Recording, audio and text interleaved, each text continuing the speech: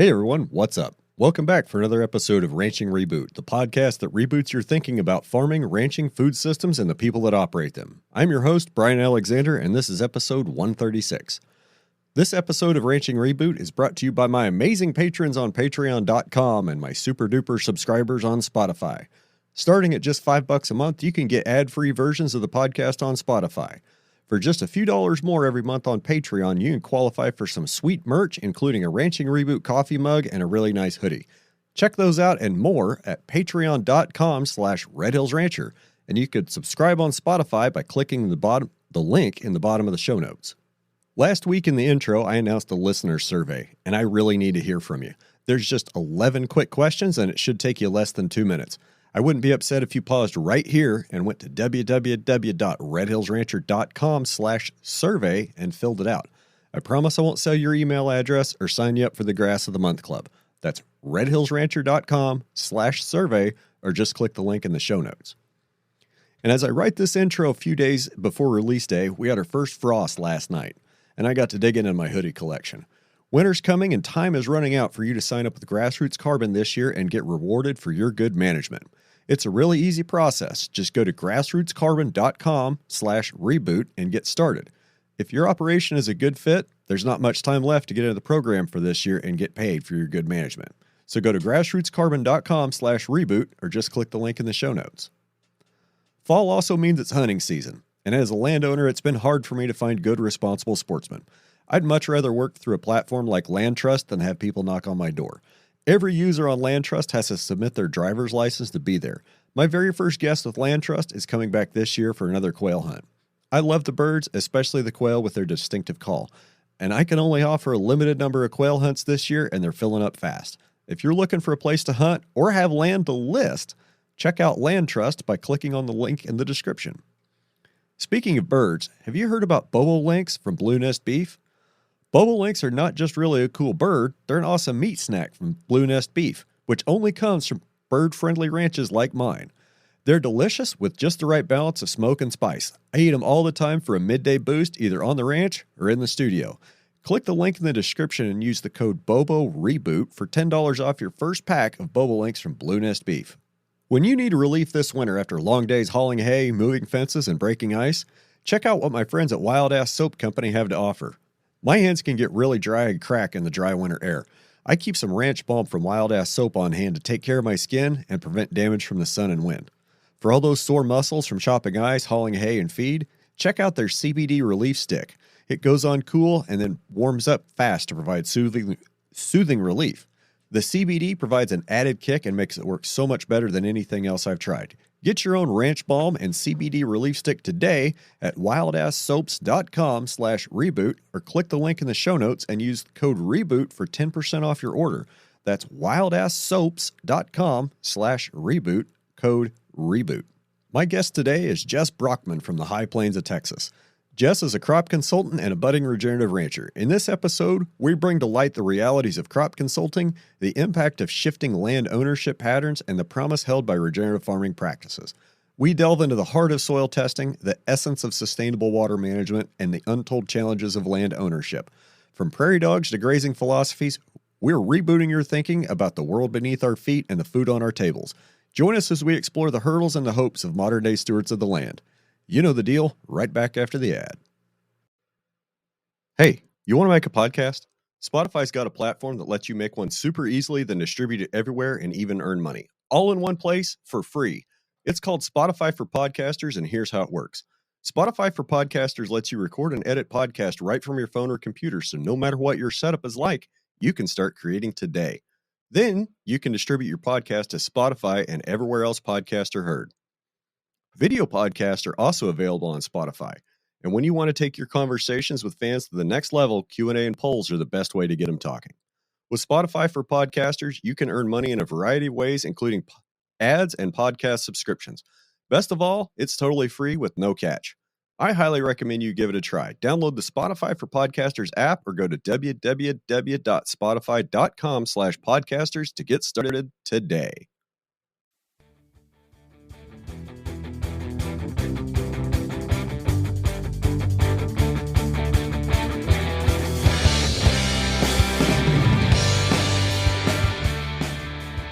Well, Mr. Brockman, welcome to Ranching Reboot. Thanks for joining me. How are you today? I'm doing good, sir. How are you? I'm not too bad. It's it's fall, so I'm kind of just really looking forward to hoodie weather. Honestly, looking forward to it cooling off and being able to wear a hoodie all day. Yeah, me too. We're not quite there yet. We've had our first week of a false fall here in the high plains of Texas, and it got up to like 75 all week one week, and now it's back up to 99, 100 every day. So I'm hoping the second actual real fall starts here soon. It's supposed to be like 95 here today, and we're under a high wind warning. So I got up early, got all my stuff done. And the wind was blowing about 25, and I just kind of let it blow, let it drift me back up to the house. Yeah, there you go. I'm just kind of out of patience for those 95-degree days where the wind's blowing 25 miles an hour. Yeah, I'm there with you, but I I'll be tired of the winter, about 2 or 3 weeks into that too, and I'll be ready for the heat again. So just It's the life of somebody in agriculture. What do we do all day? Complain about the weather. complain about the weather. Exactly. And even if you could custom order it, the neighbor'd still be mad. Yeah. Yeah, So, for what do you sure. call in the Texas High Plains? Well, I guess that is kind of up for debate. I live in Lubbock, Texas, and then most of my consulting and work that I do is anywhere from 20 to 60 miles north of me up to Plainview, which is if anybody knows what that is, it's in between Amarillo and Lubbock, Texas. So I'm kind of right there in that area. There's a lot of farm ground. There's a lot of row crops, no-till crops, and stuff like that in that area. So that's kind of where I'm mostly based out of for Okay. right now. Without looking at a map, that's kind of like the tail end of the Panhandle area. Yes, sir. Okay. Okay. Bunch of did the feedlots make it that far south, or is it getting too hot down where you are?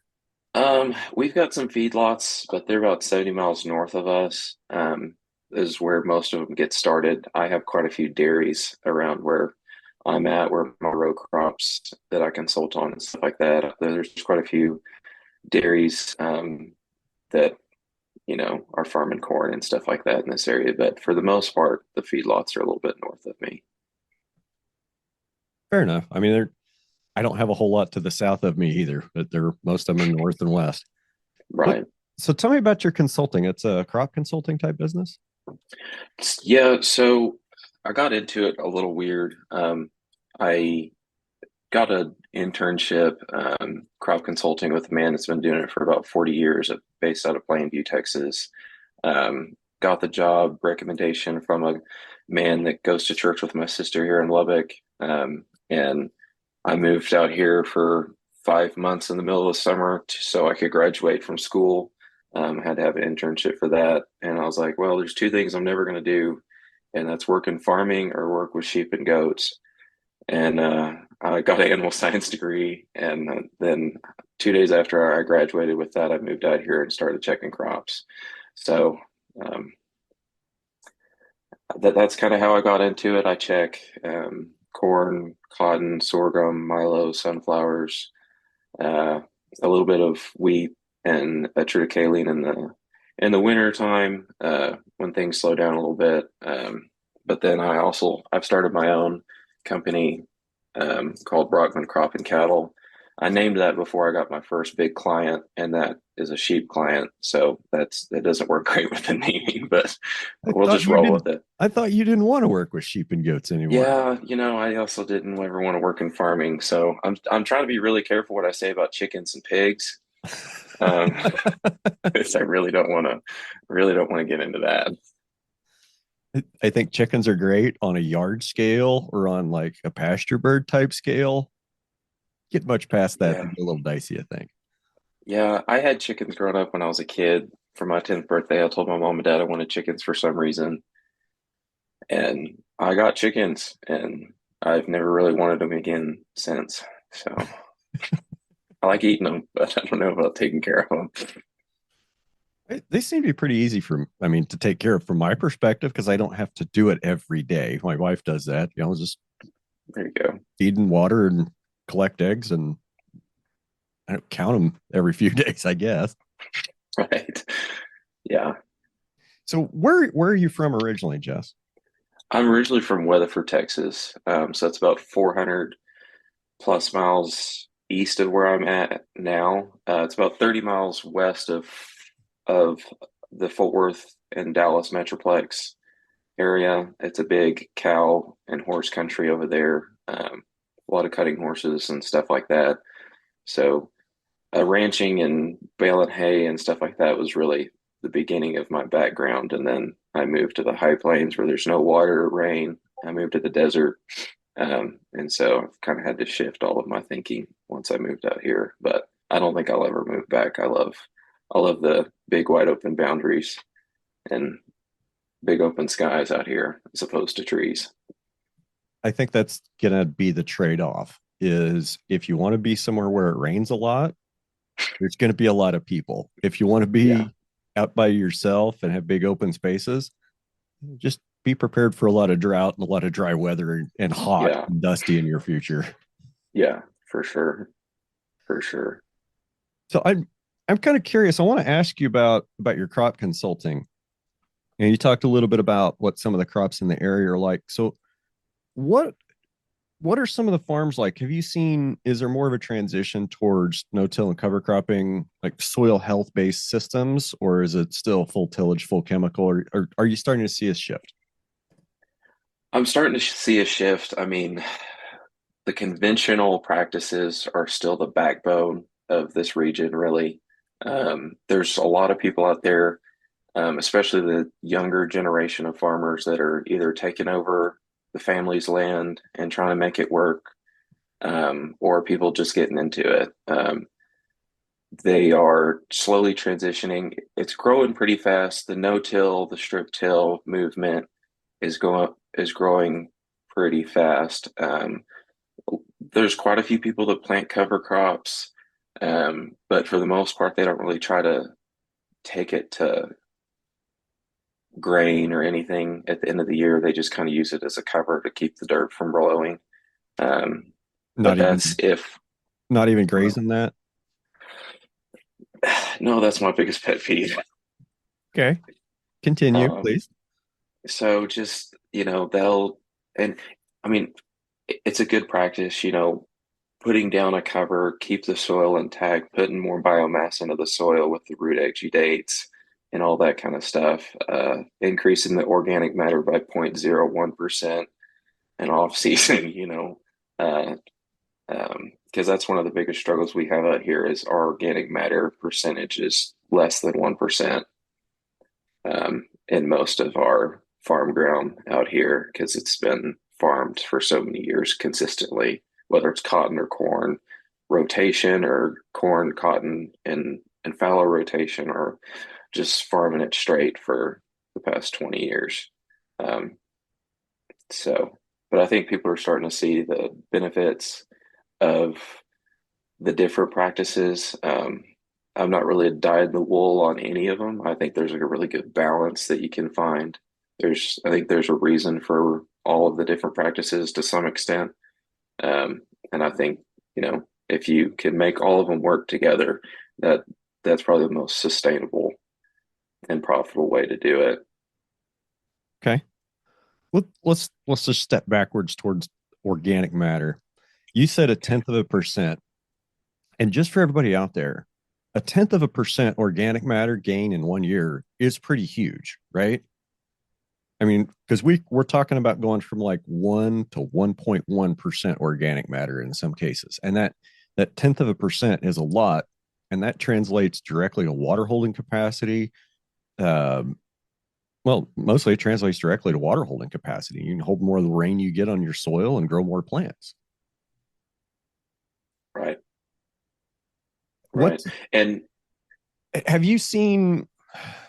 So you're testing organic matter in these fields, and the question I would have is: there a place nearby that you could go to test soil that hasn't had a lot of historical disturbance? Like, is there any patch that'd be well managed native that you could test organic matter on to see what was there, to see what's there as like a baseline? Yeah, there is. It's just, finding those places and, getting the cooperation of either the the landowners, not a lot of the landowners out here, not necessarily the growers or the farmers on that land. So it's getting that cooperation of that. There's definitely places that you can go and find a baseline. Um, the but another big challenge out here is the soil uh, type can change drastically within across the street from each other. It could be, fine sandy on one side of the street, and it could be, you know, a loamy sand on the other side. So it transitions quite a bit, um, especially from county to county. So I'm in the process. I'm in the beginning process of trying to develop a data sheet of the different kinds of soil types per county around me. Um, and then transitioning that into if somebody's interested in putting it back into a more native or a grass paddock or something like that, if they ran out of water, then they can, use that to say, okay, these grasses would work best for that. But as far as organic matter, it shifts drastically from field to field. We kind of have to develop a history per farm and kind of watch it like that. And soil tests are pretty popular, whether it's the general one or doing the Haney sample or whichever sample you're wanting to take. But we're also farming so many acres down here as well. We normally, if it's a 120-acre field, we'll divide it in half and take one bag for each side. Because if we, do, you know, 10 Sampling and testing is plots, expensive. it's extremely expensive. It's very time consuming, So, if I check 30 fields a week and then I need to divide each one of those fields into, 10-acre, paddocks or something like that and test it like that, it's going to take me from now until, next September to get all of them done. So, I remember there was an outfit, a local ish outfit that's does crop consulting and soil testing. This was years ago. I kind of ran into them at a conference and they're like, "Hey, tell us about your operations." I'm like, "Yeah, I got, told them about what I have and where it was at." And they're like, "Well, we should come out and do some grid soil sampling." Okay, tell me about grid soil sampling. So they wanted to come out and do like a 40-acre grid on the whole ranch.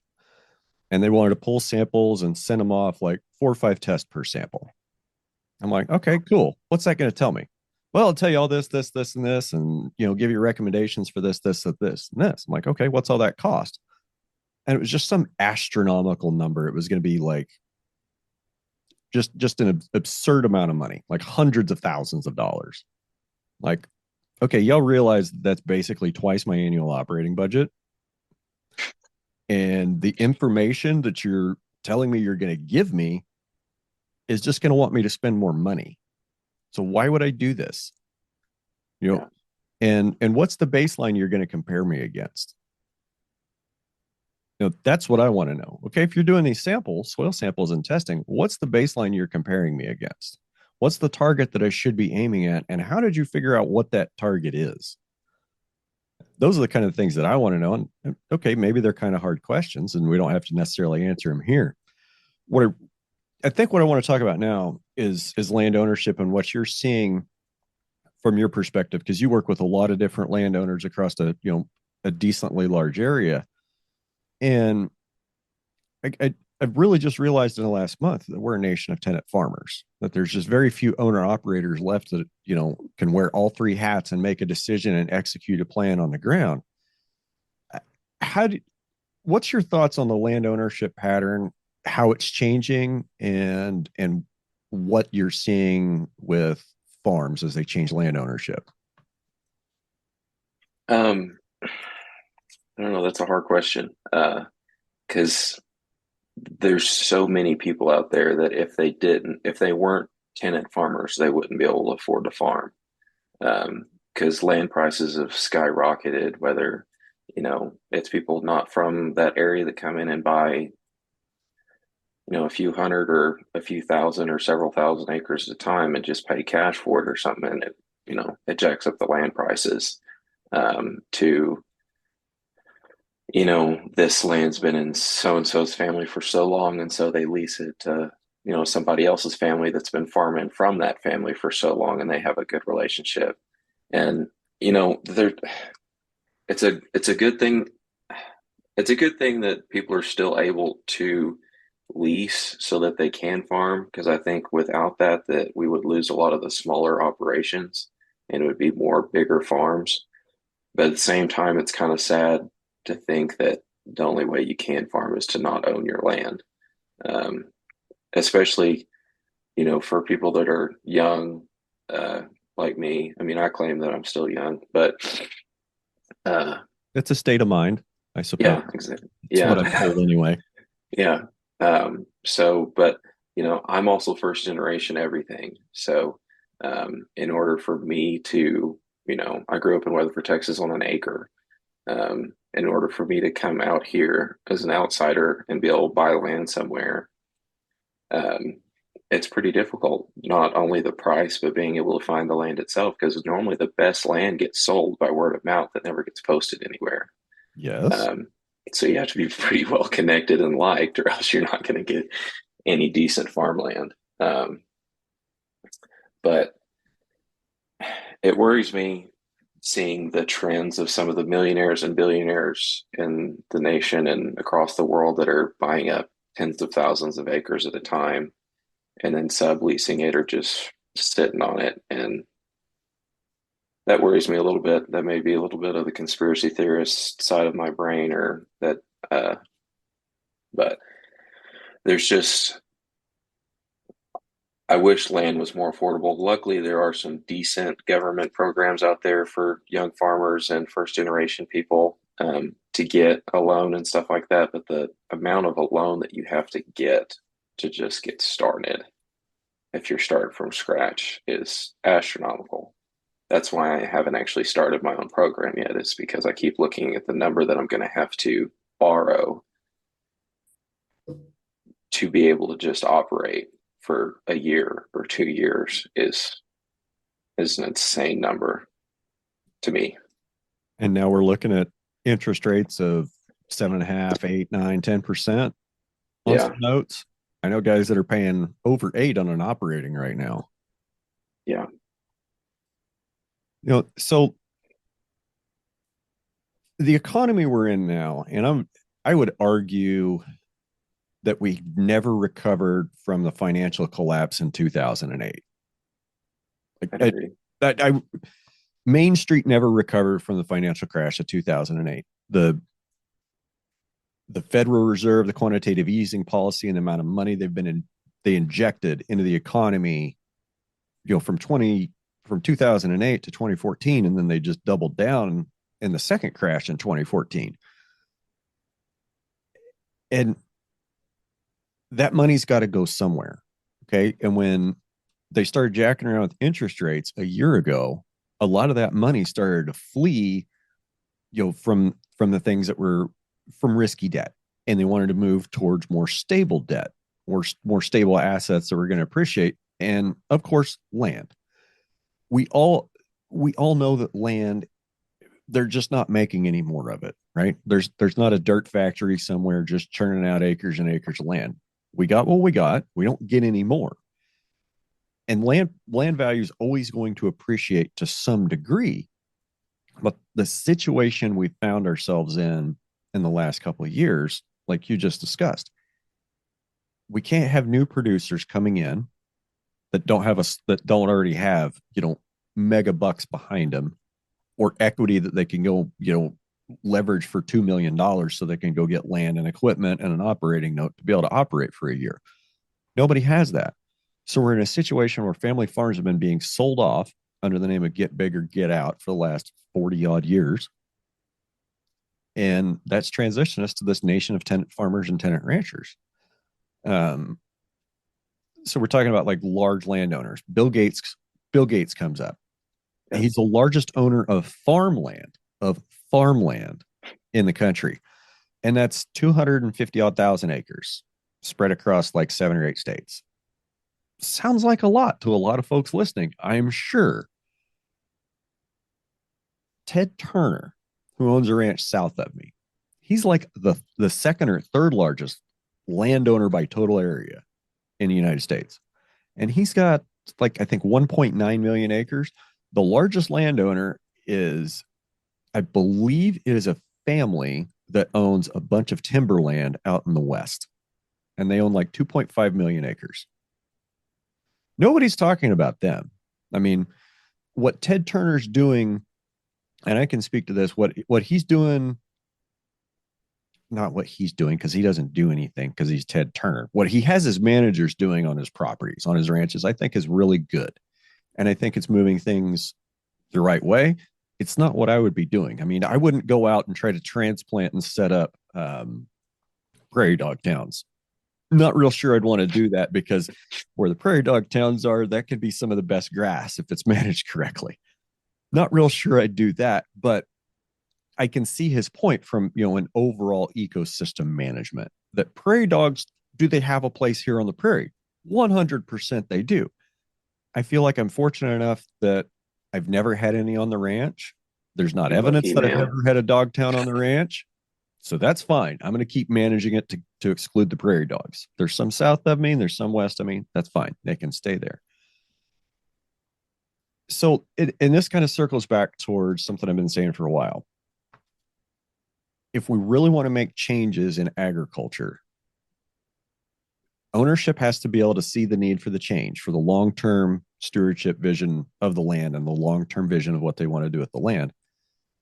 Management has to be intelligent and creative enough to translate the vision that ownership articulates to an actual work plan to go tell the labor units what to do.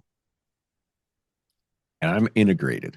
I'm vertically integrated. I'm ownership, management, and labor, which means my boss is a psychopath.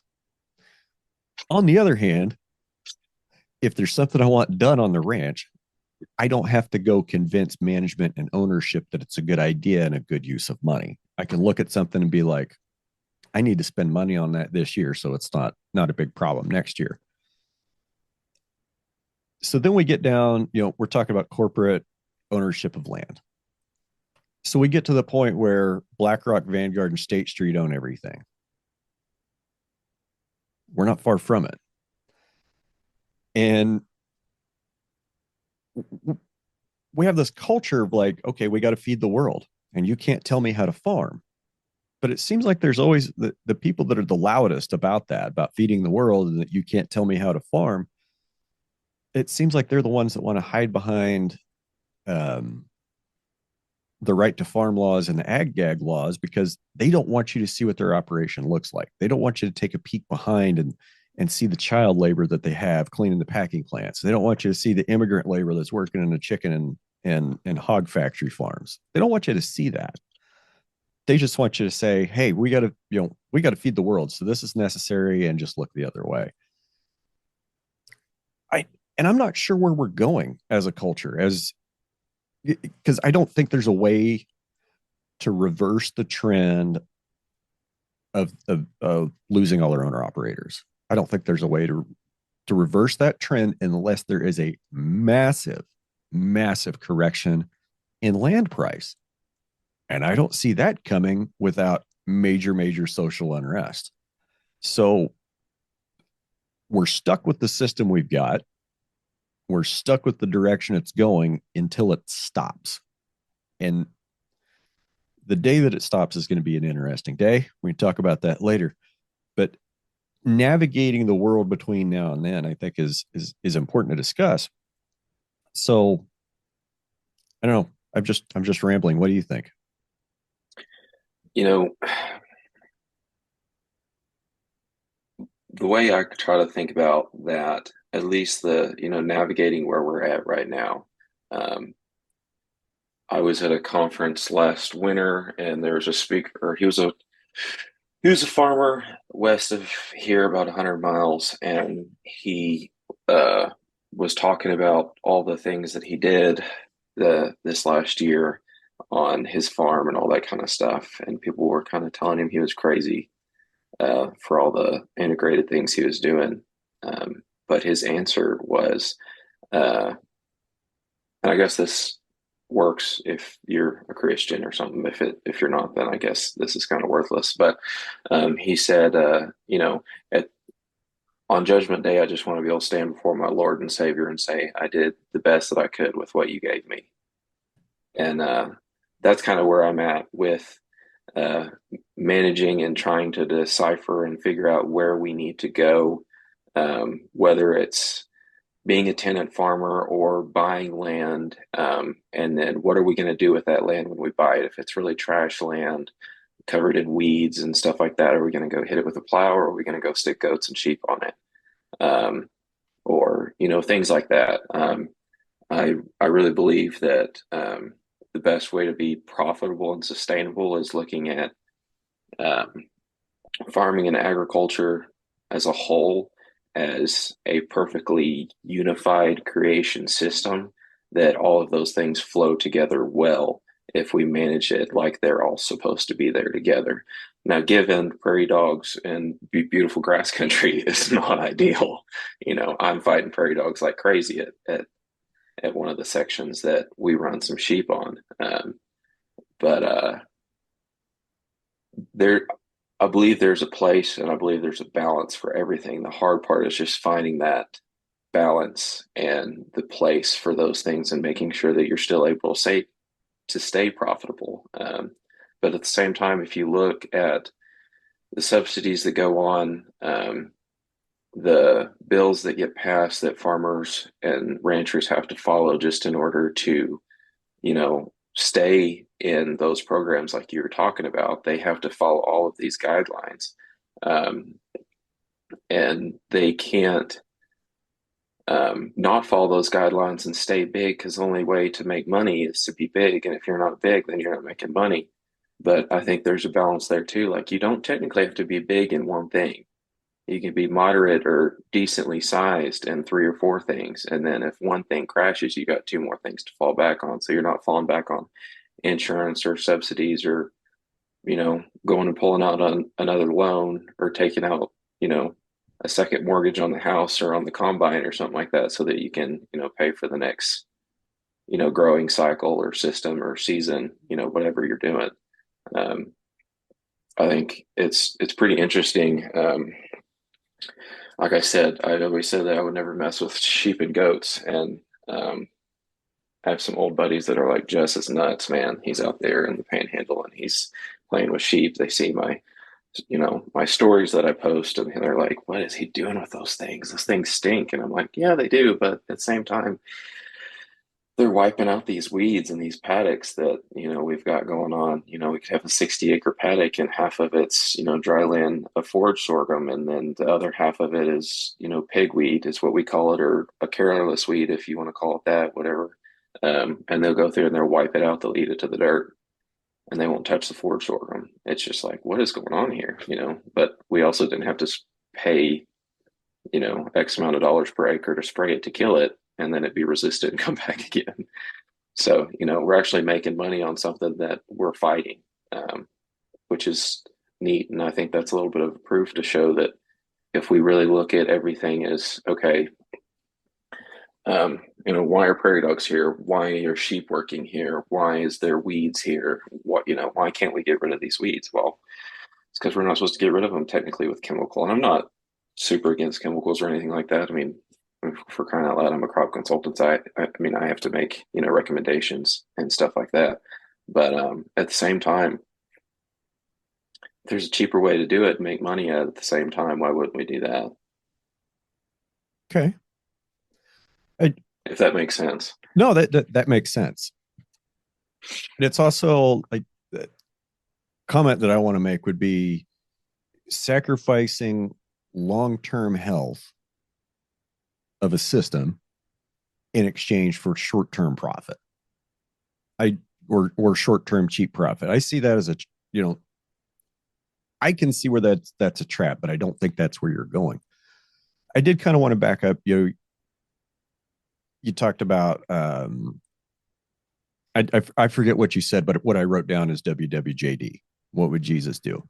Yeah. And thinking about the creation that we're on. just spinning blue-green ball with white clouds on it, just hurtling through outer frickin' space. Well, regardless of what anybody believes creation-wise, whether God made it in 6 days or whether the Earth is 14 billion years old or whatever, doesn't matter. We all share this little marble.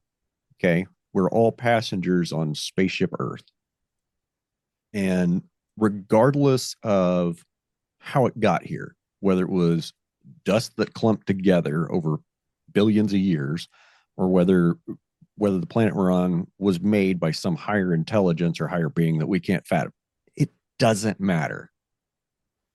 We've got to learn to take better care of the spaceship we're on out of respect for the creator of the creation process. So we don't get another one. We screw this one up, we're done. Like, we don't get another one. And it's starting to bother me a little bit when someone will say, yeah, I want to leave this better for my children. I want to leave a better world for my children. And then they go jump in a sprayer and go spray glyphosate or, paraquat or whatever on a couple hundred acres of a commodity crop. I got to wonder about that. Like, so where's your respect for the pollinators? Where's your respect for the things that eat the pollinators and the things that eat them and the things that eat them? Where's your respect for a diverse habitat? Where's your love for all of the things under the sun rather than just corn, beans, cotton, and wheat? There's more to life than 4 or 5 commodity crops. There's a lot more to life than 4 or 5 commodity crops. So I have some conflict in my mind. Like, please don't claim to be a great steward and trying to, I don't know what I'm saying, but I think it's out of respect. Like, I have a deep respect and reverence, and I feel that land stewardship is not a right. It's not it's a privilege. It's a privilege to bear the burden of stewardship of part of the land. Right. Right. No, I agree. I agree. That's why I kind of like the idea. And I don't, I don't mean anything that I'm saying is like, I'm trying to sell a product or anything like that. I just, the things that I've seen, and I've been able to see most of it with just sheep lately, and integrating that into the, row crop land and things like that, the benefits of that, instead of spraying an herbicide, whatever it is, going through there and, mob grazing it for, 5 days at a time and then moving it, mob grazing it, moving it, mob grazing it. Because then you're getting, you're getting a nutritional balance back into the top of that soil with, the manure and everything else that's going on that then, benefits the beneficial insects and even the bad insects, and it kind of all balances out. Because I also think it's interesting, some of the research that's out there that says, if you apply too much nitrogen or phosphorus, then you're going to get an increase in these bad insects that then you're going to have to go spray and try to kill those.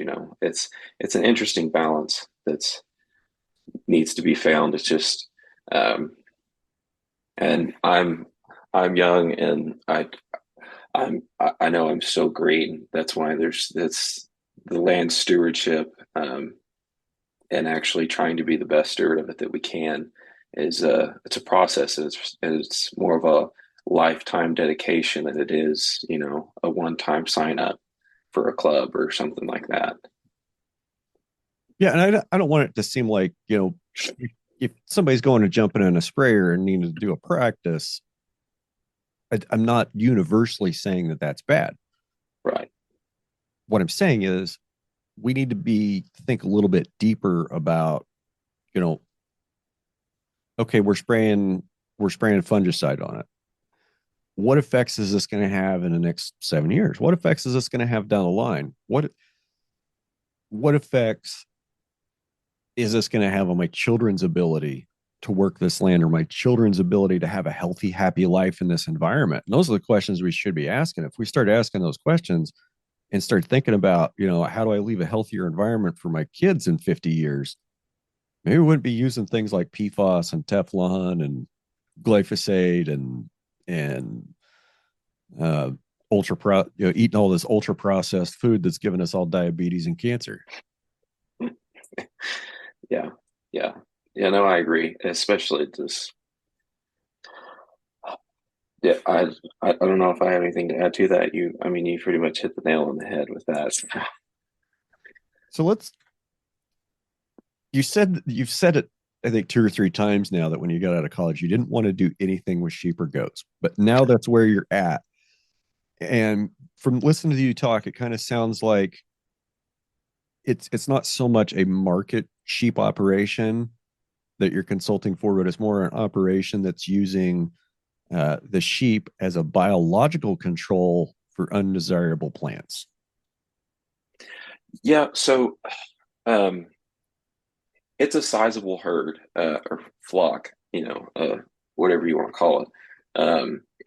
We're sitting at about 2,000 ewes at the moment, that we graze on a mixture of irrigated post, or old irrigated ground that's now dry land ground because we've lost the surface water because the water table's dropping by the day, or we have some native grass that we graze them on. And I mean, it's a commercial ewe, lambing operation, that we run, but I'm trying to run it in a regenerative and beneficial way to make that land uh, as fertile and uh, well, you know, just well rounded as absolutely possible. Because the less inputs you're having to put into something and still being able to get the same outputs, then that's a profit. That's another area of sustainability. I have kind of an unpopular belief that to me, sustainability is not breaking even. Like, breaking even is losing. So if you want to be sustainable, you need to be making progress and a profit each time. And if you're not, then you're falling behind, because the idea of, well, we're just, and I get there's some times, there's some seasons, there's some years, or some 10 years at a time that, all you can do is break even just to keep it going. And I get that. But for that to be the standard, I think is a little dangerous. I think that's why some of these smaller farms have lost so much over the past 40, 50 years of, well, we're just gonna, if we can break even every year, then we're okay. And I think that's a dangerous mindset with how expensive and how fast things are changing nowadays. I feel like the operations that had that mindset through the 50s, 60s, 70s, and 80s aren't here anymore. Bill Gates Yeah, owns them now. yeah. Yeah. Let's talk about water and irrigation. So, Central Texas, close to West Texas, close to the plains, just south of where, I'm not even going to say that. Listening to you talk, it sounds like there's a lot of irrigation just north of you and west of you. And you just made a comment about the water table dropping almost daily. Um, Several months ago, it was back in, I think, late winter, early spring, I spoke with Chris Grotegut, who's down Hmm. around in your area, and he's what I'd call a BTO. I mean, he farms over 10,000 acres, and he's been retiring pivots and moving back towards grass and putting grass back under pivots. And a lot of what was driving his conversion was losing water, was watching the water level in his wells drop. I've talked to folks that are on the Ogallala Aquifer, and they say, well, my wells are steady. Well, mine's actually rising. And then you hear stories from Texas and New Mexico and the panhandles, Southeast Colorado, Western Kansas, and everybody's like, oh no, our wells are dropping. Our wells are dropping. The well we used to get 600 or 800 gallons a minute out of, we had to go down 200 more feet. Now we're getting 250 gallons a minute. Like, Yeah. yep, Yeah. just drill the hole deeper and put a bigger motor on it, and that'll solve your problem, guys. Like, the problem is not that the aquifer is disappearing. That is a problem. That's just a symptom of overuse. And water use, water responsibility in the West, like we can get as far into that can of worms as anybody wants to. I mean, like we Colorado River. I, I'm glad that I don't have anything that gets watered off the Colorado River. Let's just say that. I'm glad I'm Right. not a water rights holder in the Colorado Basin because that is an ugly, ugly fight coming up. But where we are, primarily taking groundwater and aquifer sources rather than, diverting the largest river, one of the largest rivers in the Western United States. It, Agriculture is only possible, let's just say west of the 100th, west of Interstate 35. Agriculture is only really possible west of 35 because we have access to a lot of cheap energy in the name of oil, and then we can pump water with it. The water went away or the energy got too expensive, It's gone. agriculture would really, really change. Now, that being said, that's also the direction we're going. The question is how soon are we going to get there? Like, are we going to get to this point where the energy to pump the water starts to become so expensive that we start leaving it in the ground? Or are we just going to pump it all out? We're going to go one of the two ways eventually, unless we stop. So, that being said, what are some things that you've seen happen in your area, um, due to water restrictions or due to concerns about falling levels in irrigation wells? Um, so besides all of the other things that we get to joyfully struggle with in the plains, water is probably one of the heaviest ones for our area and lack thereof.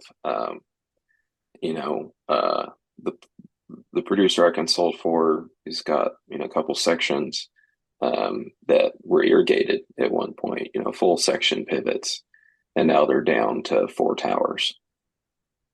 Um, so from 14 to four towers, that's a big difference, and there's lots of growers out here that 15 years ago, when we were still getting rain, they were sitting at 800 gallons a minute, 650, something like that. Now they're at 120, 200. Is that gallons So per they're, minute? yes, sir. Um, and so it's going from things like that. Subsurface drip irrigation has gotten really popular because of the lack of water. Putting that drip tape down on the soil, which I installed that one winter. Do not recommend that as a job. Um, I've got about 1,000 feet of it in my yard for the garden. yeah, I I could not imagine trying to put in that tape in a field. bouncing on the back of a plow, um, putting in 100, 200, 300 acres at a time is expect because I mean you don't do it in the summer. That's when we're growing stuff. So you're doing that when it's 12 degrees outside and it's snowing on you. So it's not. It's a really good resource. It works really well if it's put together correctly. I have quite a few fields that I consult on that are drip fields that really shined this summer, and things like that. Uh, but that's one of the biggest problems that we're having is the cost of watering with the 40, 50, 60% less water than they had 10 or 15 years ago, and the cost being 50, 60% more than it was 10 or 15 years ago, and it taking a week for the pivot to go around one time as opposed to 2 days. Um, so then we're starting to pie off pivots and only, grow in 60, 80, 90 acres of corn instead of 120. Because then you can keep that pivot going in that same spot and keep it wetter for longer. Or even doing really wide row cotton, or skip row cotton is even coming back just because of the lack of irrigation available and the cost of it.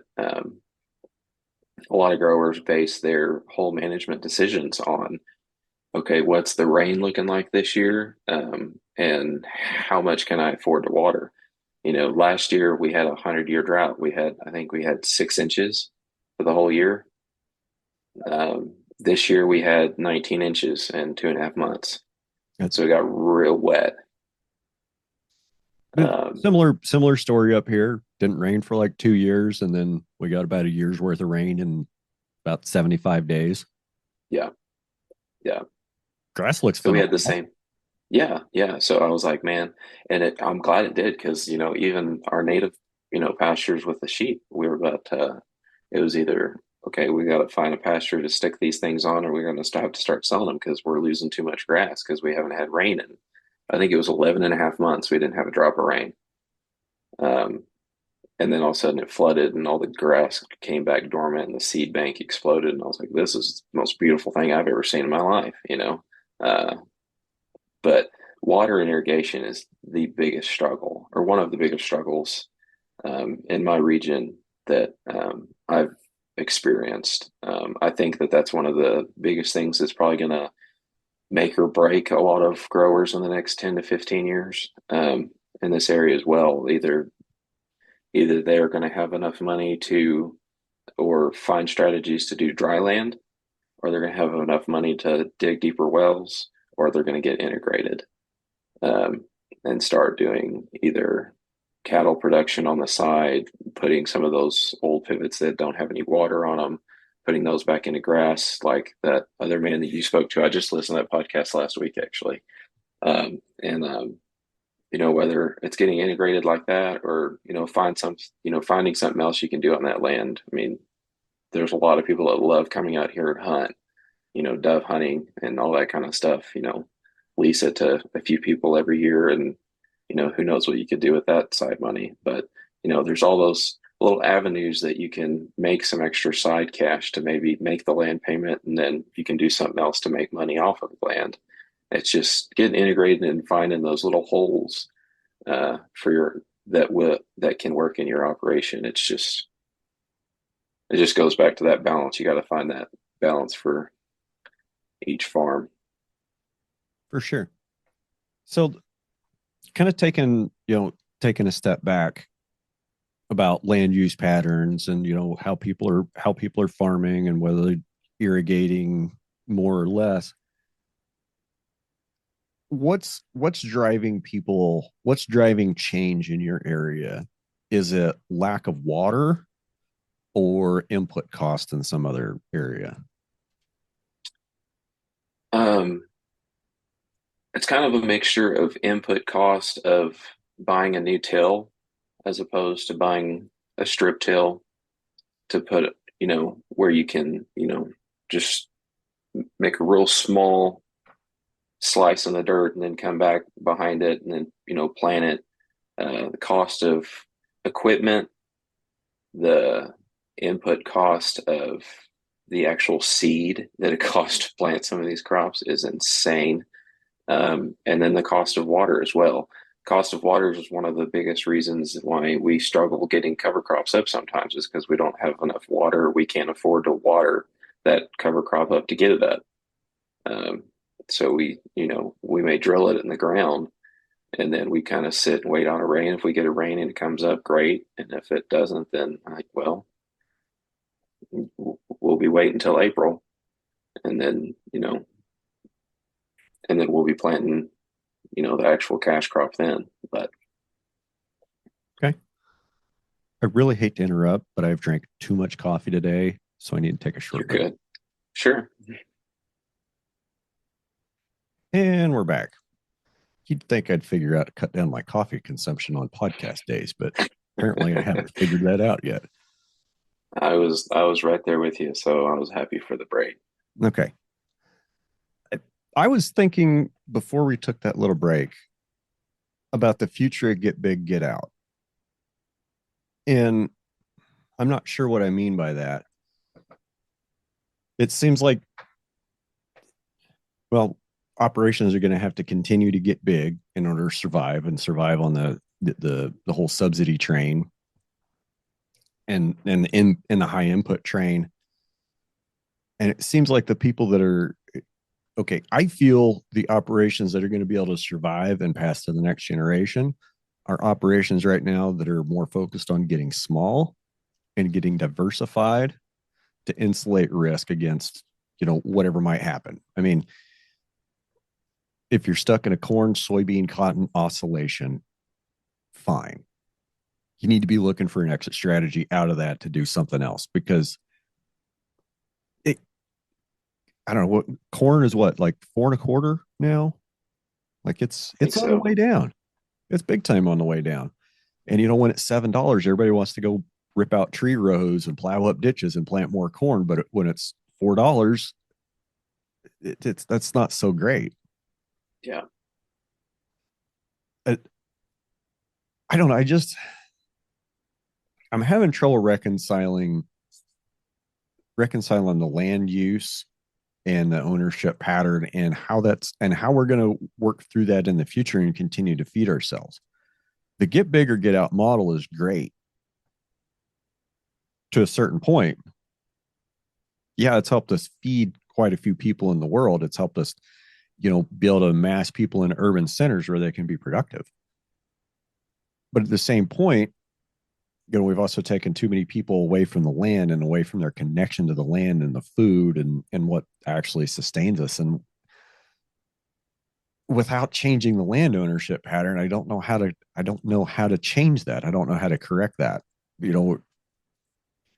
See, last week we talked to Walker Milhone up in Montana, and there are places up there, Jess, where the land price, like the single family home price, has gone up by 5x in 12 months.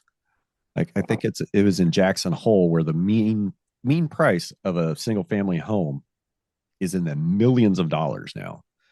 And down where Walker was, down by Bozeman in the Bridger Bowl, it's kind of a private area, so they get to pick and choose who gets to come in, and it's like, I think they can't be on less than 10 or 20 acres. I forget what he said. So there's some space setback in there. But as we have, what we've seen the last couple of years is coastal money wanting to flee the dense urban centers where they're so tightly packed in and so tightly controlled. And they want to flee and bring their money out to the Midwest, out to the plains. That's great. Until somebody buys the ranch next to you and makes your property tax go up 20%. That's a problem. Or the ranch next to you sells, and 6 months later, it's a farm full of houses. That can be a problem. And it's we're funny people. It's like, okay, I've got money. I've got this house in San Diego that I've been paying mortgage on and building equity in for 10 years. Okay. We're going to just cash now that COVID's here, remote work's a thing. I don't need to go into my office in Silicon Valley. I can sell this house. So they sell this, $2 million house in Silicon Valley, and they come to frickin' Kingman, Kansas, where $1 million will build you the nicest house in town, and you still got one left over to live on. There's been almost all the real estate within 50 miles out here is traded. I mean, okay, not real estate, not like big ranches. Big ranches don't trade very often. Small hunting properties trade, and properties in small towns with fiber internet trade. Yeah. I've got a banker friend. He was telling me, and this was back in like June, and he said, "Man, it's been crazy since the first of the year. All the housing inventory on the market just it sells as soon as you list it. It sells. You'll get offers on it within an hour of listing for 20 to 40% over list price." Okay. And what they were looking for that fiber internet connection to the house, right to the house. That's all they cared about. Little rundown house in middle of nowhere, Kansas. Yeah, we'll just pay 20% over asking price because we got 100 meg fiber and we can work from there. No problem. How I think the challenge is going to be like, I don't want to say teaching the culture to the coastal expats, but showing them what it means to live on the land and live with the land and make a living from the land. 'Cause a lot of these folks, they just, they'll go eat their avocado toast in February and complain that there aren't enough vegan options in the small town grocery store. Like, come on, like let's have a sense of reality here. Yeah, yeah, yeah, yeah. That goes to the same thing as like, the carbon footprint of cattle, but they need their avocado toast that, it's getting flown to, Wyoming or something from, California so they can have their fresh organic avocados in the middle of the winter. Uh, when it comes to making, because when they move into, you know, our area, I did air quotes right there. When they move into our area, they move in and they're, our next door neighbors. We're fine with them bringing money and equity into our area as long as it's not in our backyard. Um, and I understand that. I live in town right now in a double cul-de-sac neighborhood, and I'm saving every single week so that I can buy property and move out in the middle of nowhere. But I think advocacy is, a real big topic in agriculture. I really think that that's a huge thing that we need to be more involved in. Social media is the biggest thing in the world. Internet's the biggest thing in the world. We need to have a positive influence of our of operations in our area, of why we do things like this in our area. So if somebody moves in to, Lubbock, Texas, or Abernathy, Texas, or wherever you're at across the United States, a little town, and then you have somebody move in and they put in a $2 million house next to your old farmhouse because they moved there from San Diego. We need to have a positive influence in their life when they first get there, and not give them, the side eye and just, ignore them, or if we have a diesel truck that's deleted, we don't need to be rolling coal on the Priuses going down the highway because they irritate us. um, I'm not smiling because I've ever done that. I've never done it either. I've seen it done. It's I been done in my viewing area. Yeah, yeah, me too. But I think, I even think, showing, we've been really scared in, especially animal production, um, to show bad things that may happen on the farm, or bad things that may be things that may be interpreted as bad by someone that is not educated or has experience in the agriculture field, hiding those things. And then when they get found out, then they were like, well, if it's just a normal part of it, then why were you hiding it? Kind of deal. And it's, there is death, there is, loss, there is all of these aspects to it. We need to be able to show those things and say, this is why this happened. I think there's some really good people that do that in our industry, but I think if all of the small producers that are trying to get integrated did that as well, made some sort of presence known in the community, being open with people in the community to showing them what they're doing and stuff like that, I think that would make a huge deal of change. I mean, just look at what's happened with COVID. You mentioned that, and all this remote working. I'm working remotely today from my house, in fact, as well. But it also opened up the food chain to smaller producers as well, especially in Texas and stuff. There's a lot of ranchers that are like, man, we went to the grocery store and there wasn't any beef at the grocery store. So people that knew that we owned a ranch asked, hey, can I buy beef from you? And there's loopholes where you can do that. And, or, you send your animal through a USDA plant and then they can buy the meat individually like that, or however you want to do it. Those avenues have really bloomed over the past 3 years, where it was just a thing about the future that may happen in 10 or 15 years, 3 years ago.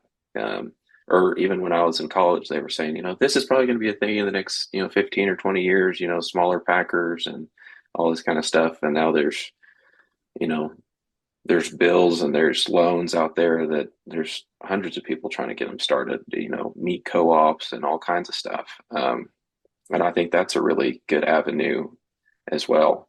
And I think that's a good avenue to show the people in your local community, hey, you want to know where your food came from? Here, come out. We'll have a field day at our farm, or, here's a video. This is the animal you're about to eat. You know, be a part of the life and death of the animal.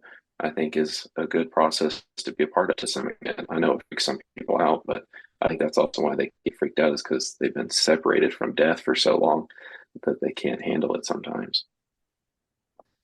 Yeah, I would agree. And it's become like, to some extent, it's normal to hide things Yeah. like from the public. And I'm not going to say that I'm, innocent of it either, but I try to show all parts of the operation. I try to be open and I try to be transparent.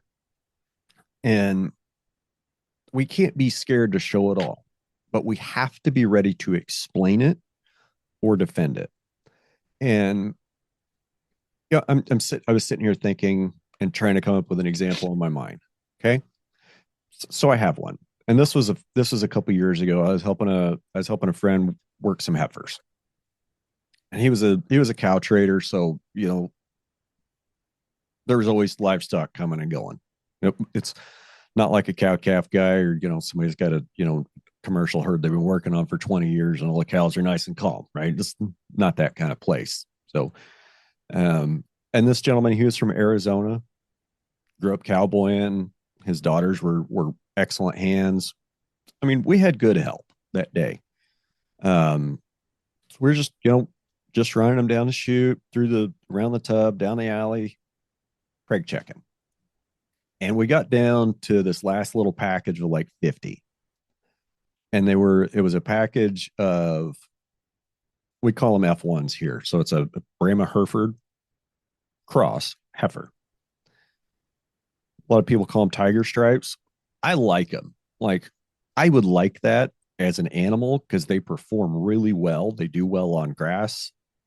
Temperament wise, they could use a little work sometimes.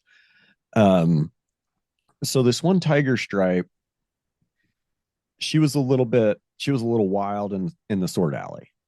Okay, no problem. We'll just have to watch her.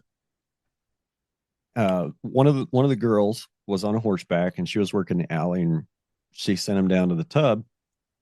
And they're down at the tub, and I think there was 5 or 6 in the tub. And this one crazy tiger stripe tried to jump out. And then the top rail, I think, there was a rail about 6 feet, and the top rail is about 6.5. And she got hung up. Okay. Got a leg hung up. I don't think I need to say any more about how that went, because there's just nothing you can do about that. That animal just decided it wanted to be crazy and got a leg hung up. And, it's a bad situation. It's a bad day. How would that have looked on camera? How would that have looked on a live stream? I was there. I can tell you, I don't think anybody did anything wrong. I don't think there was a handling mistake made. I think that animal just had something in her head. She wanted out of there, whether it was from a previous handling experience or she just came from the factory mentally defective. That shit's going to happen. Yep. And, those of us in the industry, we kind of sit back and go, yeah, just that crazy Brahma blood expressing itself and wanting to do weird shit. Yep. Animals get hung up. I mean, they can trip in a prairie dog hole and break a leg. That's happened too. I've seen that happen. I've seen it happen to a horse with the guy on it, and that's even worse. But what I'm getting at is, like, everything's not always comfortable, fluffy peaches and cream and, unicorns and fucking rainbows, right? I mean, we live in the real world. There's death, there's suffering, there's unpredictability, and there's weird shit that can happen that you just can't explain and maybe have to live with. And sometimes those things are kind of hard to explain to somebody who's been insulated from I want to say real life, but I should say rural life. Somebody has been completely insulated from the real world from their whole life and has no idea what a food system looks like, or that food, or how food shows up at the grocery store. Right. Kind of like a vegan going, "Oh, I want to eat vegan because of the animals. I don't want animals to suffer." Okay. What about all the worms and the birds and the insects that had to die so you could eat that tofu? Let's have a little perspective here. Yeah. Yeah. Yeah. No, I totally agree. I've been in a couple situations.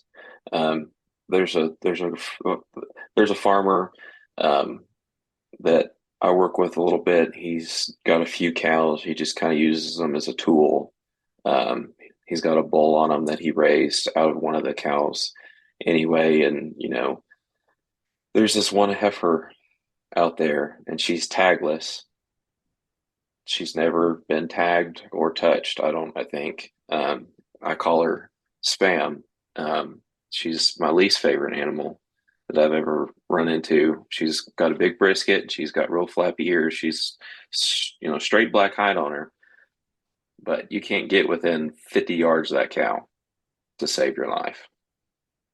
And that's not something that I necessarily am going to want to post on social media and be like, well, this is another one of the animals I can't get near because she's, completely crazy. Um, we But did get this her is pinned one day and she jumped out of a 6 foot round pen and just ran. And I said, well, okay, you be free, but she dropped a really nice calf. So I'm like, oh, I was this close to getting rid of her. And then she dropped a really nice calf. I was like, well, the only problem I have with you is you're completely crazy. yeah, if you would fix your attitude for one day, we'd be solid. There's definitely, I used to day work a little bit back around the hometown area, and I worked some tiger stripes. That was my first involvement with some tiger stripes, and I don't think they'd ever seen a human or a horse before. And we were riding through mesquite brush and all kinds of stuff to be able to try to catch these things. And then ended up, we just had to go pour some corn in the middle of the corral and just go hide behind some trees and let them slowly come out of the brush and go in there themselves. So there's a lot of things like that we have to do that we don't really think twice about. But I think your point a minute ago that the biggest thing is if it does come out, we need to be able to either defend it or explain it. And uh, I think that goes a long way, you know. But you also have to think logically about things, and eating tofu is not the most logical thing in the world. I feel like a lot of producers have used the feed the world narrative as their defense instead of explaining. I agree. That they just want to hide behind, well, we got to feed the world. Well, we got to feed the world. And maybe that was okay to hide behind 20 years ago, but now I don't think so. I I said it a couple episodes ago on the podcast that 85% of the world is fed by subsistence farmers on 10 acres or less. That's not a correct figure. It's not a whole lot better than that. It's more like 70%, 70 to 75% are fed by small subsistence farmers. Like industrial ag, ultra processed food, like we're talking less than 20%. That's what it feeds. So if we're in this, corn, soybean, feed the world mentality, that's 20% of the world.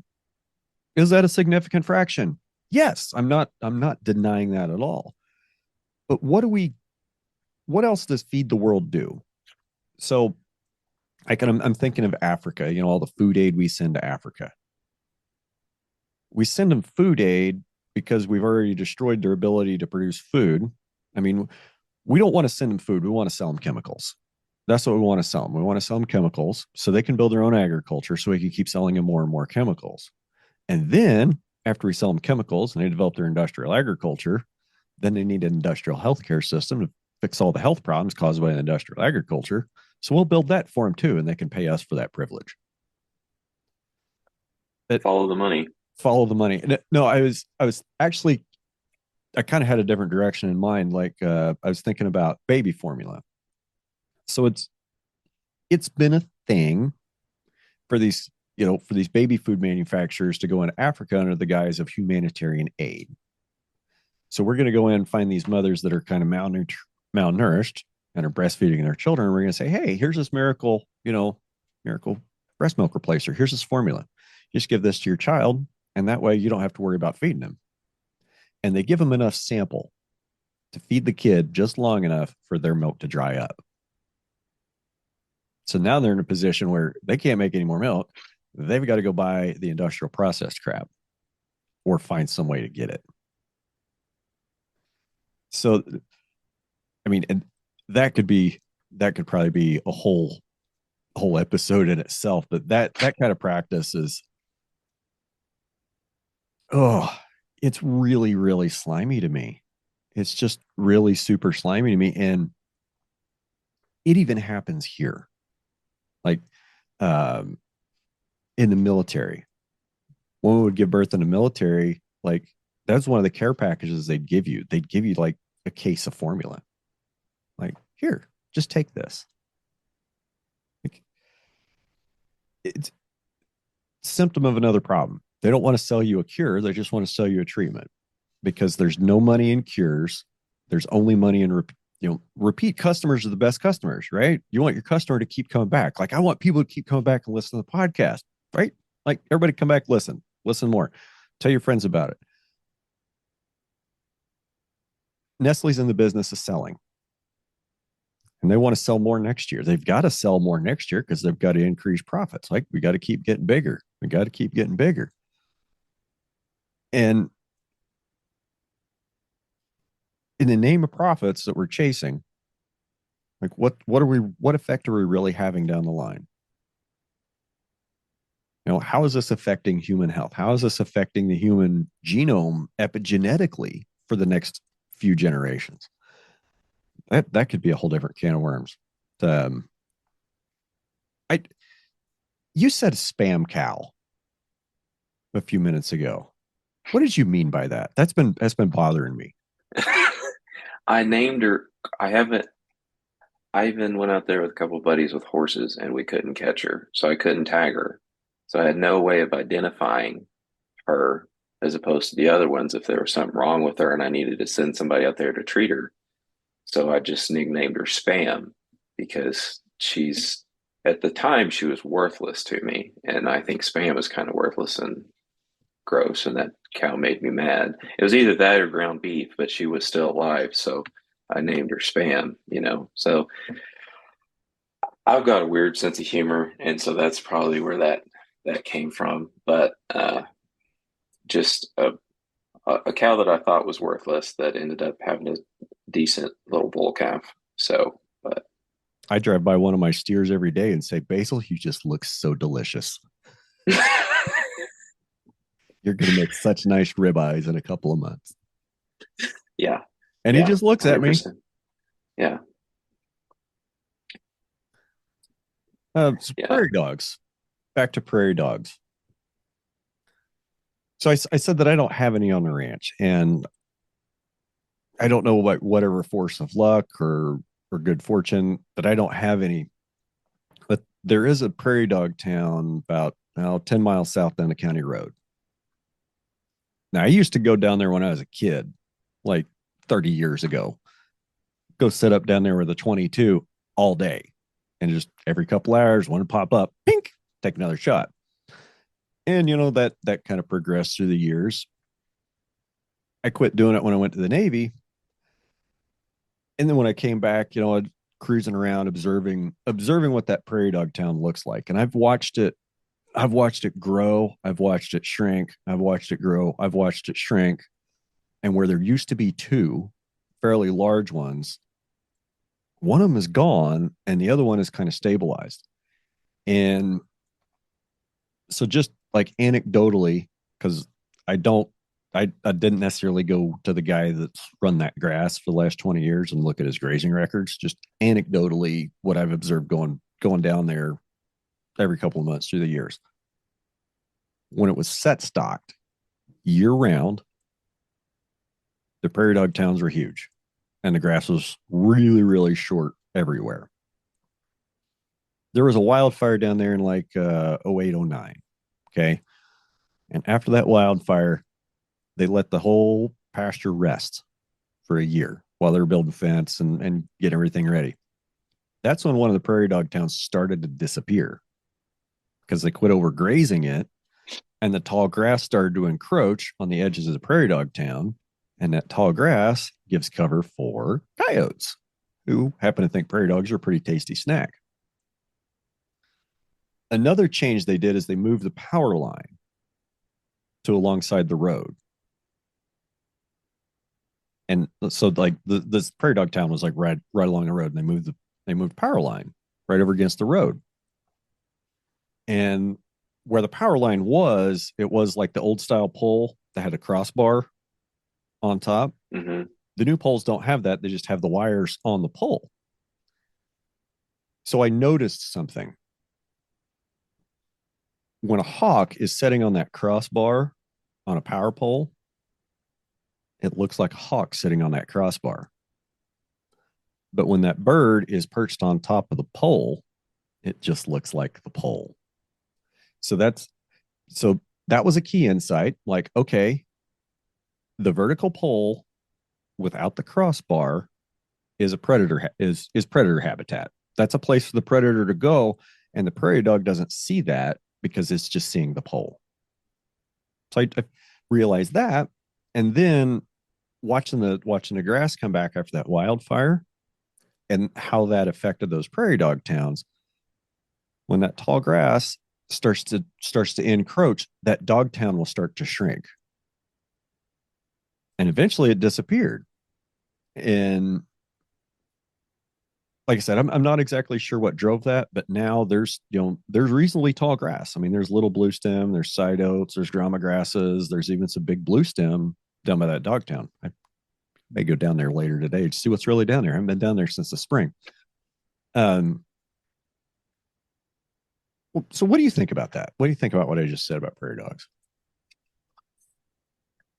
I'd never, this may be bad to say this since I'm a consultant, I'd never really dug that deeply into it. I mean, I've seen like, well, crap, we got a bunch of prairie dogs over here. I need to come over here with, my rifle or, pistol if I can, sneak up on them close enough and, get rid of some of them. We also have a lot of burrowing owls in this area. So they'll go sit on the top of that hole and wait for one of them just to barely stick their head up and that owl grab it real quick and go away. I also noticed all of the power lines. There's power lines right there next to the prairie dog town that we have, and they have a cross member on it, and you can clearly see those red-tailed hawks. That makes a lot of that's kind of fascinating to me to think about it. That's just like a whole nother extremity if you look at like all the things that we do close to agriculture or wildlife, how it can affect it. A simple like cross member to just a straight pole, how that can change a whole ecosystem, a small ecosystem, how it can completely change that whole ecosystem right there. It's pretty fascinating. I think your observations are right, as far as the height of the grass as well, because where the prairie dogs are, it's mostly blue grama that's grazed pretty heavily when the sheep go through there, whatever goes through there. There's also, that's kind of where we drive right there as well. So it kind of keeps the grass down and they pop up like crazy. They try to expand out a little bit, but that's also where we will, drill in grain or something like that. And then when that comes up, that they disappear and they go back to the main area. So I think it's a difference in how you think about the problem.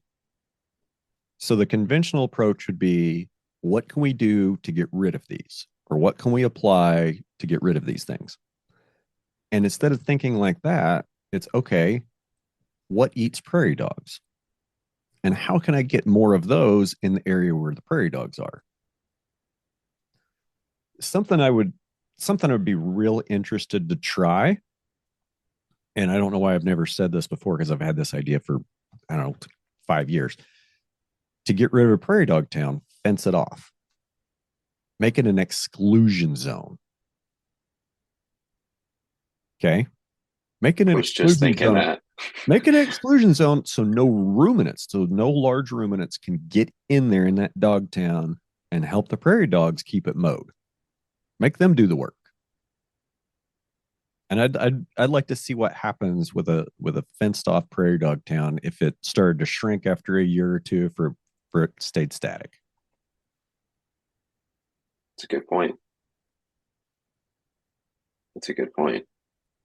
I may I may have to try that because where they are on this paddock, it's just kind of in one little small area, and there's fence on three sides of it. We could just line some more fence, kind of block them in there, and not let anything else get in there and see what it does. That's an interesting thought. I mean, so we got coyotes and burrowing owls are the primary predators, and then black-footed ferrets. I don't know a whole lot about black-footed ferrets, but it's my understanding they're super super endangered still and very very rare to see one. Have you know what I'm talking about? I I know what you're talking about. I've never seen any. I don't think we have any of those down here. I've seen one badger before. I almost stepped on him, and I may have needed to go change my pants after that. He scared the crap out of me. But because badgers are that's one thing I don't want to mess with. But and he was right next to a prairie dog sound too. So If I see a badger, I usually go the other way. yeah, I wasn't paying enough attention. I think I was talking to myself walking through the field. That's one of the biggest struggles as a consultant. I think a lot of people think that I'm nuts because I don't talk to anybody all day long, and I'm bouncing around on dirt roads, and I'll be walking through a cornfield, and I'll walk out of a cornfield talking to myself, and there's a farmer sitting there, and he's like, "Who are you talking to?" I was like, I was talking to myself. I needed some expert advice, so I had to ask myself some questions, and so. I'm not one of those people. I don't I can't talk to myself. And what a lot of people do is they just put this thing, put this little supercomputer in front of them, turn the camera on, just start talking. I'm not that guy. See, I can't do that either. I can't do that. I'll literally just be walking through the field. Every once in a while, I'll be talking to myself, and every once in a while, my wife will go with me to the field, and she's like, "Are you talking to yourself again?" Possibly, possibly. What else you want to talk about today? Um, well, I'm kind of curious of what your rotations look like, and maybe the kind of grasses that you graze. I know you do large ruminants, but uh, I'm just kind of curious. I hear you talking to a lot of other experts and you have a lot of people on the show, but I'm also kind of curious what your take is on rotational grazing and the different types of rotational grazing is from like, graze 40, leave 60 or mob grazing and let it, rest a year. And those different aspects of that. Okay. Well, good.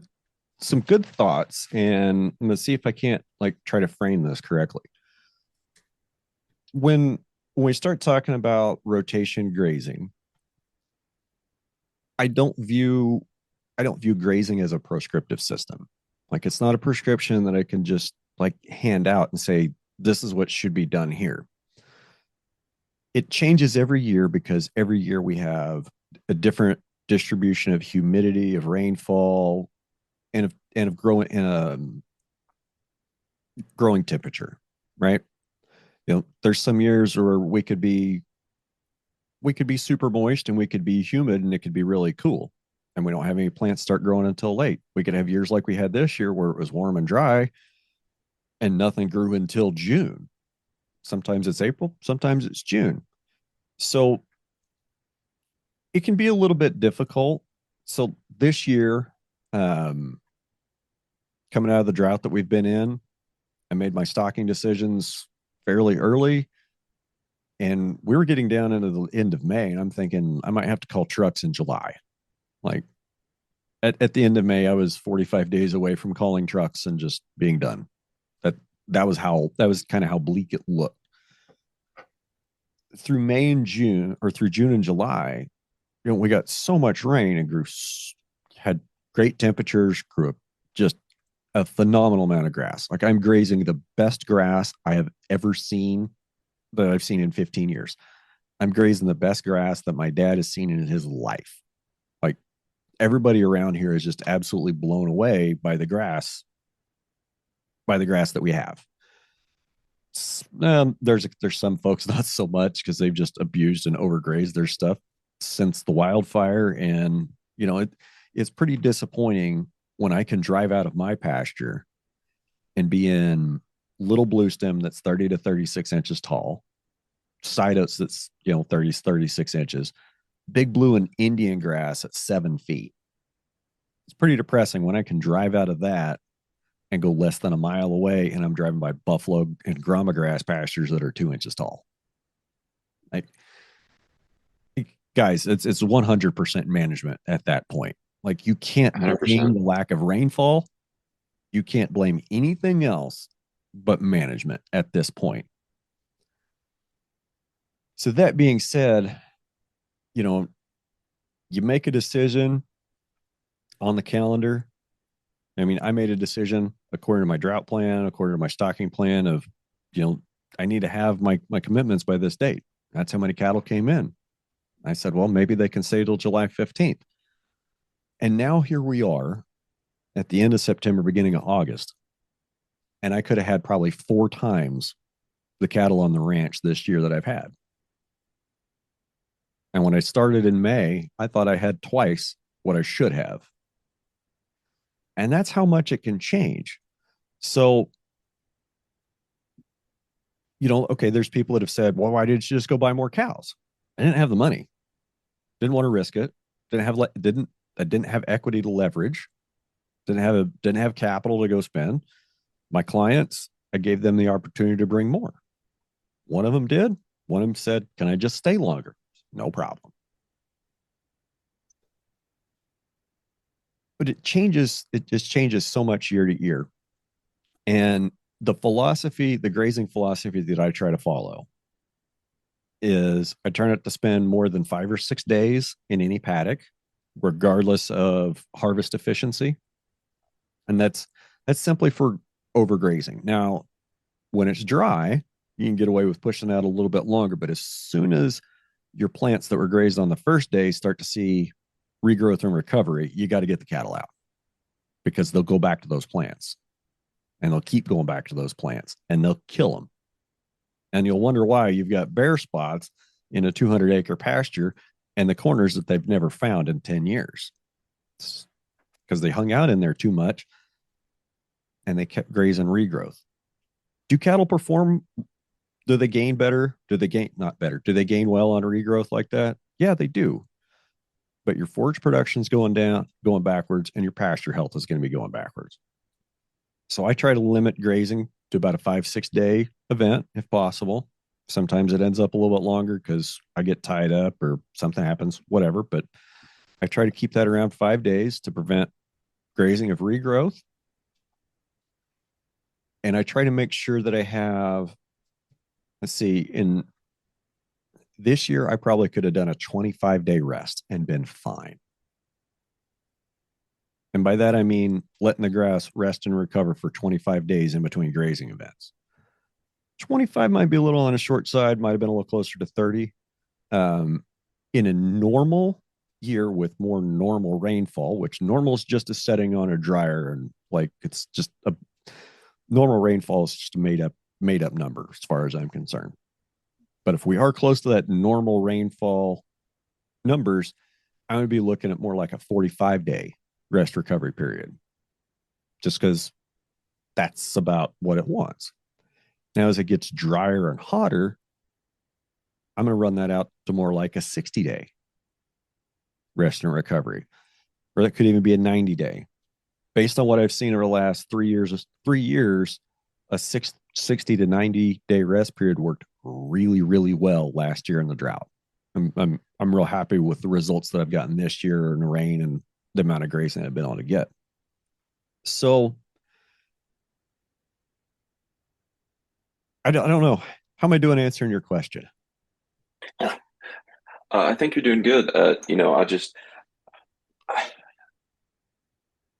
There's so many strategies out there, and there's so many different ways to graze. I have I have Okay. a friend. Yeah, go ahead. So we can talk about like a take half, leave half mentality. Okay. What does take half, leave half really mean? Are you going to take half of the total available forage? You're going to take half the grazable forage. Well, how do we figure the difference between total forage and grazable forage? Um, then there's there's systems like total grazing. Okay. Well, total grazing, when you hear the term, sounds like one thing. But when you hear guys explain it, it sounds a lot like what I'm doing. So you kind of started off by, different grazing systems and, different names. And here's my thought. There's a lot of gurus and a lot of experts out there that want to have their thing that they can sell, right? I mean, it's hard to make money in ranching. If you can make money selling your knowledge, make money selling your knowledge. And you have to differentiate yourself in the marketplace. So that's why there's that's why there's a lot of different names on how to graze your cattle. But most of them have a lot in common when you get really right down to the nuts and bolts. Like the intensive management, you're doing it right, you're looking at all the indicators. Like you're looking at animal performance, you're looking at plant regrowth, you're looking at your rest cycles, you're looking at how long your graze period is, you're looking at how tight your stock density is for herd effect purposes. You're looking at all these things in a system and making decisions based on what's best for the whole of the system rather than for one desired output. Right, right. Yeah, that makes sense. That makes sense. Yeah. We graze a little bit longer out here just because of the amount of acres that we have and the number of animals that we're running. Down south, I have a friend that's trying to do close to the same thing, but he's doing it in a completely different environment where it's more brush, shrubs, and forbs. And he's doing 5 to 10 acre paddocks for 2 to 6 days at a time. And then the way he has it set up, that they'll rest for almost a year before he even comes back and starts grazing those again. So I'm interested in seeing what that will do. Um, I think it's going to have a lot of regrowth, um, which is great. That's another thing that I never heard of the 30-30-30 rule until last week, where you graze 30, then 30% gets trampled, and then there's 30% left over, which is an interesting concept to me, because it's something I don't know necessarily think about. Is part of that grass is getting trampled; it's not just getting eaten as well. That's something else we need to take into account, um, along with what you said a minute ago, which is really good. Are we grazing total forage, or are we grazing the total grazable forage? Because if you graze it down to a certain extent, that plant's going to die, or it's going to be so stressed that it's going to need 4 inches of rain to come back. And when's the last time you got 4 inches of rain? Uh, so it's an interesting balance to find the right way to do everything, for sure. And kind of missed this just a few minutes ago, but there's also a huge difference in how I would manage grazing on native range, like I have, versus planted pasture or improved pasture or grazing a cover crop. Like you can't overgraze a cover crop that you're going to kill and plant something else in there next year anyway. Like, okay, yeah, graze that down to dirt. That's fine. You want to graze your corn stalks down to dirt. Great. I can't do that. Right. I mean, I could. I just wouldn't like living with the results for the next 3 to 5 years and what it would take to bring that back to before I screwed it up. I've made mistakes and I've had to live with them and I've had to see how it reacts. Um, So your 30 30 30 30 30 30 30 rule, I've never heard that one before. And it's interesting. And it's kind of a different offshoot of one of the one of the things you think about when you're running daily moves and trying to do real tight stock density. Okay. We say we either want that animal to graze it, step on it, lay on it, pee on it, or poop on it. Okay. So every plant gets some sort of impact, whether it's a hoof, whether it's dung, whether it's urine, whether it's the body pressing it down, or it's actually being cycled through the cow. Every plant gets some impact. And that was kind of what I was looking at the 2 years that we did daily moves. It's like, okay, where's the stock density sweet spot to where I'm impacting every plant in here somehow, but there's still one blade of grass for him to eat when I open the gate to move him to the next paddock. Like, and that's a delicate balance, and it requires a lot of management. You know, you can come off of that just a little bit and still see a hell of a lot of the benefits and not be like, the difference for me would have been between like the intense management would have been 50,000 pounds of stock per acre on a daily move. Like if we would have just pulled that back to about 40, I don't know how much work it would have saved us. I don't know what the difference would have been on the land, but it would have been just an incrementally, just a management increment less. But the 30 30 30 rule about, you want them to eat 30% of it, lay on 30% of it, and defecate on 30% of it. I think that's good, but I would caution looking at those hard numbers like that. Like Right. I think we need to be thinking about like let's impact every plant in there somehow. If they're not going to eat it, let's get them to lay on it. Let's get them to step on it. Let's get them to to break that stem over with those big bodies. Right. Right. Yeah, no, I agree. Uh I think it's really important when we're trying to manage paddocks, especially if paddocks are in different areas, to not try to manage all of them as necessarily one specific set, like you were talking about a minute ago. Not saying, well, we're gonna, graze, the top 60% of whatever's there, and then we're gonna leave the, bottom 40 or vice versa, however you want to flip that with whatever numbers you want to have. And then we're going to go to the next one. But it really comes down to a lot more detail than that. It comes down to what grass is there, how far down you should graze that particular grass, because each grass is growing from a different life cycle and a different growth point on that stem or rhizome or however it's growing.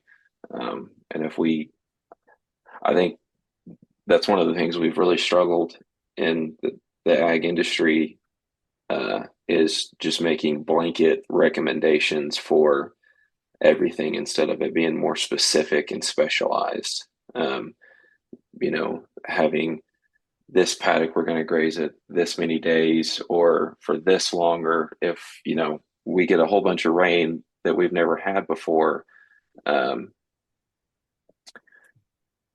and we have more feed than we ever have before, then we can either graze that what we normally do in a drought and leave the excess there and have that extra sustaining forage to then come back and graze when it gets dry again, or whatever the plan management's going to be. That's something that I tried to do this last summer. Is we have one section of native grass.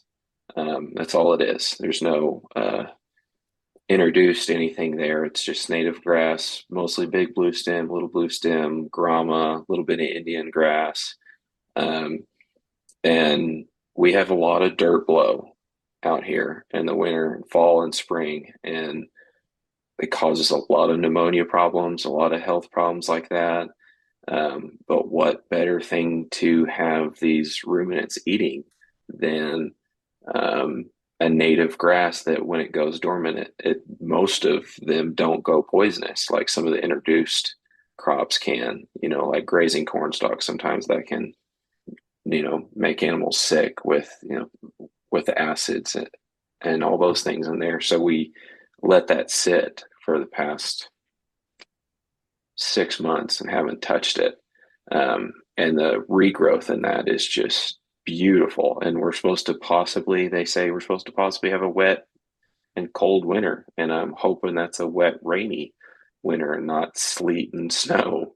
But if it is, we have that section, the full section of land right there that then we can go put those animals on there, and move them around that place. And they're on grass where if the wind's blowing really bad, they can hunker down in that tall, big blue stem and get some shelter from that since we don't have trees or hills. It's just, you know, level ground. So I think those are really good, points you brought out there. And the tall grass does a lot to stop that wind. I mean, It really does. when your grass is 3 feet tall going in November, December, that's pretty good cover because those cows can go lay down in the middle of it and the wind just goes right over the top of them. Even for calves, we didn't have any fall calves this year. We did some last year, and winter last year wasn't necessarily quite a picnic. It was a little rough. It was a little cold at points. But yeah, that tall grass does a lot to shut down wind and create habitat and places for cattle and other wildlife to go. So being further south down on the plains, here in the winter, we can get everything from the wet, heavy snows to ice storms, sleet to the super cold, dry powder. It seems like farther south, you guys would trend more toward the wet, heavy snow and the sleet and ice storms. Is that right? Yeah. Yeah. Yeah. So, Last year we had, it just kind of, the other thing, the weather down here is so bipolar. It can't decide what it's going to do from 1 minute to the next. And, 1 minute it can be, 50 degrees, and 2 hours later it can be 15 degrees and it's dropping, 4 inches of sleet. So needing to figure out how to manage something like that can be it can be tricky from month to month. the Mother Nature's psychosis with the weather patterns on the plains is another huge management challenge. So something about the wet, heavy snow and the ice. Yeah, it can be not great. But when you have, and I've seen this happen before, when you get the Indian grass and the big blue, super, super tall. So the cattle through the fall and winter will go eat those stem and seed heads. Like it's the craziest thing to see, like corriente cows stretched way up and their tongue licking out to try to get the very tops of the Indian grass and the big blue. Because that's where, there's got to be some kind of protein in those grass seeds. There's got to be something good. And I know that there's a lot of sugar in the stem because, I pull that out and squeeze it and do Brix testing on it. Last couple of times I've tested Indian grass about this time of year, it's run 5.5, sometimes up towards 6.5 Brix, which is not bad for native range. If we're talking about, forage sorghum or BMR, it's not great, but 6 is pretty good for native grass. But they're eating it. And then what I see with what they leave, what happens when we get a wet, heavy snow or we get an ice storm, like a 1/4 inch ice, that doesn't really bother me a whole lot. Because what that does is that accumulates on all those tall stems and breaks them over and puts that seed header right back on the ground. And that's a good thing. Because then when that seed head's on the ground, you get another snow or ice storm and you get the freeze thaw cycle and it helps those seeds work into the ground. So I don't mind a wet, heavy snow or an ice storm. Like, yeah, bring that on. It just doesn't need to stick around for too long. And definitely don't need the 2 weeks of sub-zero temperatures like we've had the last 2 Februarys. I'm tired of that shit. Yeah. Yeah. Yeah. Going out there and breaking ice every 2-3 hours is my least favorite thing to do, for sure. And, we don't even have the weather yet. And just like the beginning of our discussion, we said there's the one thing we're going to complain about all year round is weather. And we don't even have it yet. We're already griping about it, so Even if it's, you could mail order it, even if you could custom order it, the neighbor'd still be pissed. yeah. Yeah, for sure. For sure. All right. What do you want to end with? Uh, I, I, I guess just, a thank you to you. I've been listening to your podcast for a long time, and I just kind of messaged you wanting to get a phone call and just kind of pick your brain, and then you said let's turn it into this, and it scared the crap out of me a little bit. I've never done this before.